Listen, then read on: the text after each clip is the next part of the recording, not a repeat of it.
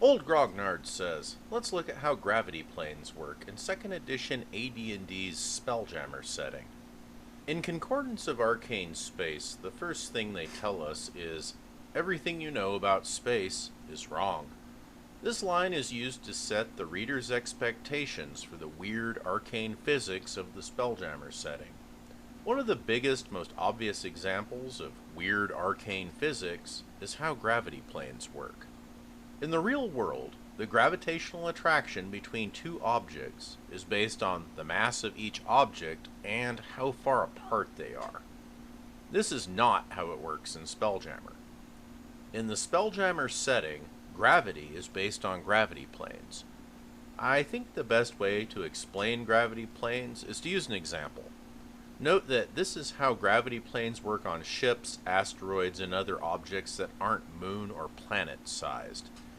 They do things a bit differently, but we'll get to that in a bit. For now, let's look at our example. We have a group of spacefarers making their way through the cosmos on a log raft.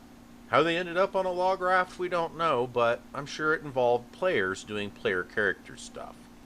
One of the first things they made sure of was that the raft was big enough to have a gravity plane once it made it into space. In Spelljammer, if an object or creature is at least 25 feet long, it will have a gravity plane running through its long axis. Our log raft, which is 30 feet long by 15 feet wide, meets this requirement. Its gravity plane would look something like this. It would be roughly 90 feet long by 45 feet wide, or 3 times the overall length and width of the ship, or in this case, log raft. Objects within the raft's air envelope will fall towards the gravity plane. If they are outside of the air envelope, they aren't affected. The force of gravity in arcane space is always 1g, or normal Earth gravity, no more and no less. This is true of something as small as our raft, or as big as a planet the size of our sun. It's always either Earth normal gravity or none at all. If an object falls on the deck of the ship or falls towards it, the gravity works as you would expect. This is also true of the underside of the raft, so you could walk around on the bottom of the raft just the same as you could on the top side. If something falls on the part of the gravity plane that isn't on the ship, it will fall through the gravity plane, then reverse direction and fall the other way, and repeat this until it finally rests at the gravity plane. While this is happening, the gravity plane will also exert a weak but definite push towards the edge of the gravity plane.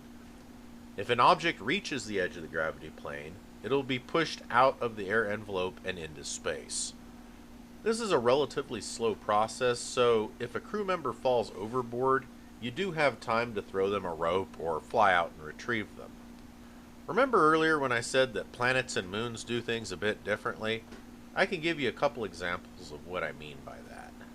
One is that if two ships in space come near each other, they maintain their gravity planes until they physically touch, and then the gravity plane of the larger one takes over. With things that are way bigger than ships, this isn't the case. A ship entering the atmosphere of a planet has the planet's gravity take over even if the ship hasn't physically touched the planet. The other difference is that planets usually have their gravity plane collapse to a point at the center rather than being a plane going through the planet. This allows the planet's gravity to behave like we would expect it to, so this is a good thing. However, an exception might be a hollow world like they have in the Mystara setting. You could make this work within the framework of how gravity planes work by having the gravity plane be a sphere that rests in between the inner and outer surfaces of the world. This way, people could stand upside down on the inside of the world, at least from the point of view of the surface dwellers. The poles would be different than how they work in Mystara, though, with the holes in the ends of the world being full of water and whatever else falls in. Those materials would tend to stratify, with the heavier stuff being along the gravity plane and lighter material forming layers above that on both the inside and outside. Or you could say that gravity on this world works like it does on Mystara, and leave it up to the players to figure out why, if they even care to.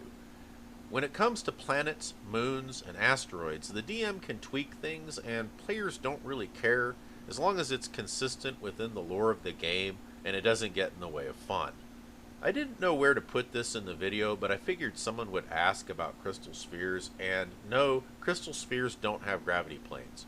They're weird like that, and if you want to know more about how crystal spheres work, there's a link at the end of this video. As a side note, I think that gravity planes are a clever idea. They allow us to have space adventures and not worry about how strong the gravity on planets, asteroids, ships, etc. will be. They also allow us to have gravity on ships and space rocks without having to resort to artificial gravity generators or anything like that. That pretty much covers the basics of how gravity planes work in 2nd edition AD&D's Spelljammer setting. If you enjoy Spelljammer related content, you might want to turn on your notifications. The next 2 videos on this channel will be Spelljammer related, with the next one being an intro to Lorebook of the Void, and then after that we'll cover how spelljamming helms work. Until then, thanks for watching. The most interesting cat in the world, and I, would like to wish you a wonderful rest of your day.